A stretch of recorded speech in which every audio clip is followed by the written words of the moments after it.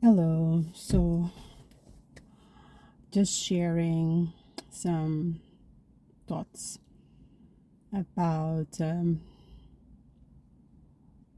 guiding myself and mentor myself, encouraging myself, motivating myself according to my own values, my own principles, and my own goals. Okay. And I was doing that for a while until my life, based on that, my life started to go towards um, a way, and all the transformation starts to show up. And when that happened, people that were around me started to, of course, notice. And I think because it was the unconscious fear of losing me, many of them started to sabotage or criticize, or the dynamic started to be off. Okay, so a lots of things started to happen, and at the same time I started to feel disconnected from those people around me. And the way to make it work was me trying to coach them into doing what I was doing, meaning reading books, exercise, eating healthy, um, reading about um, spiritual awakening, all this kind of stuff. But the truth is that they were not really into that kind of stuff because they had their own values, their own principles, and their own goals. And their values, their principle, and their own goals did not align with those things that I was telling them to look into. And what ended up happening was I ended up feeling frustrated because I felt kind of stuck in those relationships. Which the simple things to do was to let go and just focusing on my life, on my goals and everything that I was doing. Um, but the thing is, when those people still are part of my environment, meaning that I still see them, I still talk to them, or I still text them, um, it doesn't work really. It doesn't work really because then whenever I was on their presence, I would have to adjust even my conversation so it would be possible to be around them, or else I would have to stay with them and be quiet, even if I didn't agree with many things, which doesn't make any sense. So I'm fed up. I can't do that anymore. I really can't do anymore because I'm pretending to be a person that I'm not when I'm with them. But when I'm doing it, I'm not doing it consciously. It's just to be able to interact and to be able to speak. I have that facility, or I have the ability to adjust myself, which I think is something that we all learn since we are little until we become grown-ups. We learn to adapt ourselves according to each environment we are in. But I can't do that anymore because it's exhausting. Um, and it drains our energy, and I can't do that anymore.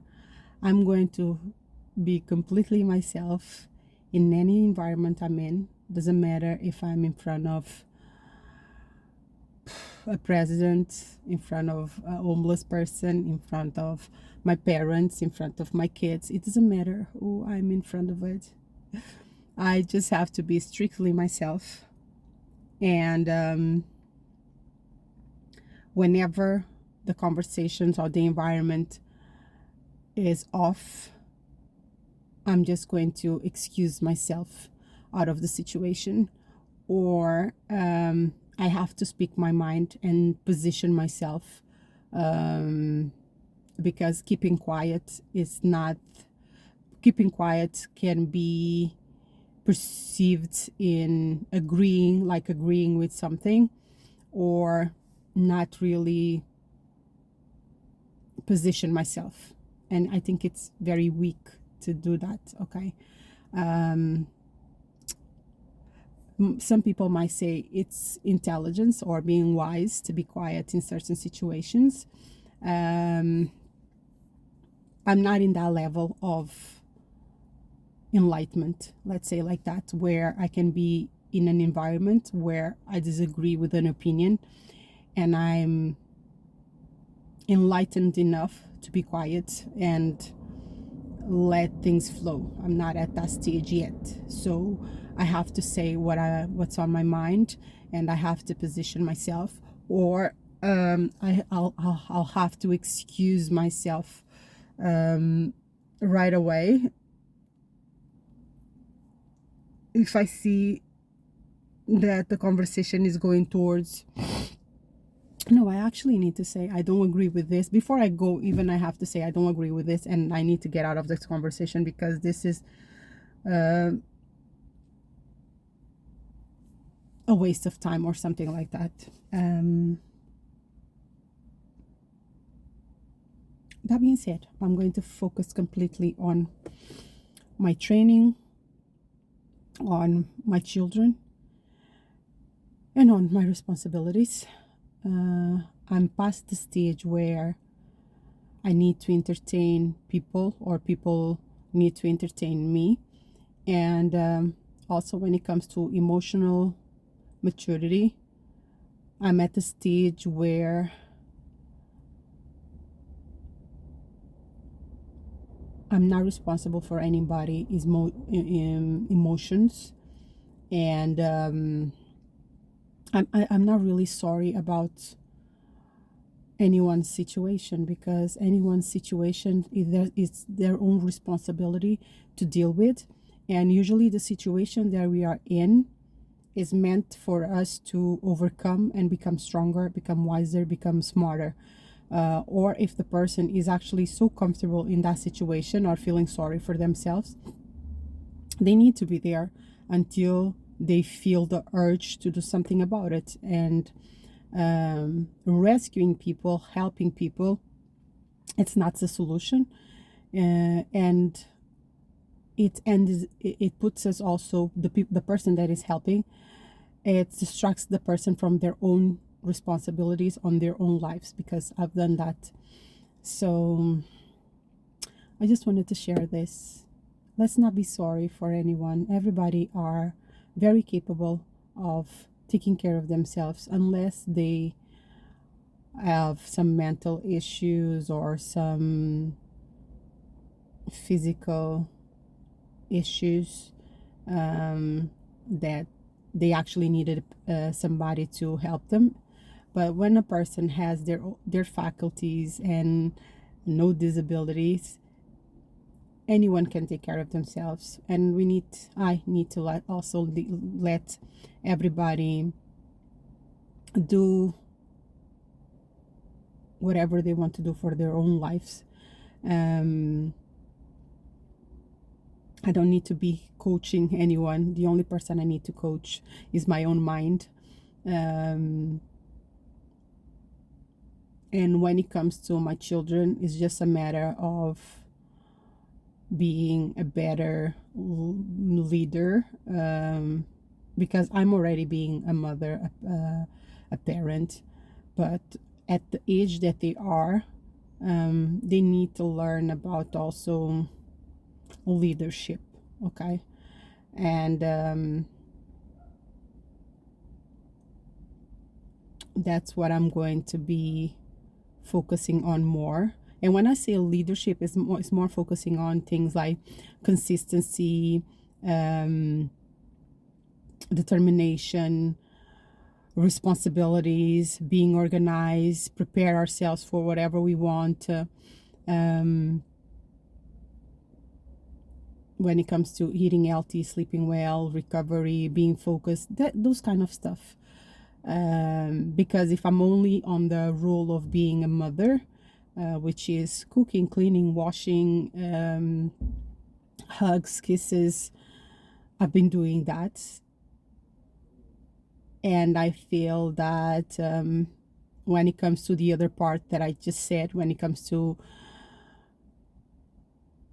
determination, consistency, all that kind of stuff, if I'm not on top of them, they feel that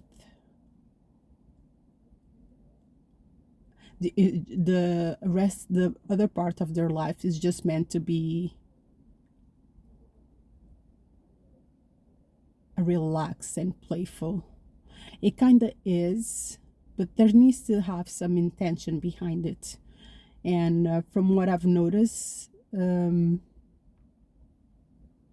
they were acting below their own abilities and capabilities. And yeah, we need some work on that front. But I need to do that with myself as well, because everything is connected. Many people might say, oh, children follow examples. But the thing is that children spend most of their time in school, and then also they have football training with other people. They don't have many opportunities to see me doing stuff, because when I'm training, I'm usually training by myself. When I'm cooking and cleaning, they are in school. When I'm going shopping, they're doing something else. So they don't really spend that much time with me. The time that we spend together is usually me driving them to football, driving them to training, when we are having dinner, or when I'm home, but I'm cooking, I'm cleaning, or I'm resting. So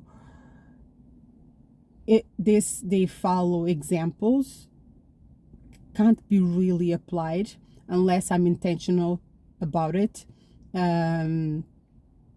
which I've tried to exercise with them, but it doesn't work really well because of where I am and where they are. And that was not the best plan. So I'm trying a new approach. And yeah, just wanted to share some thoughts here.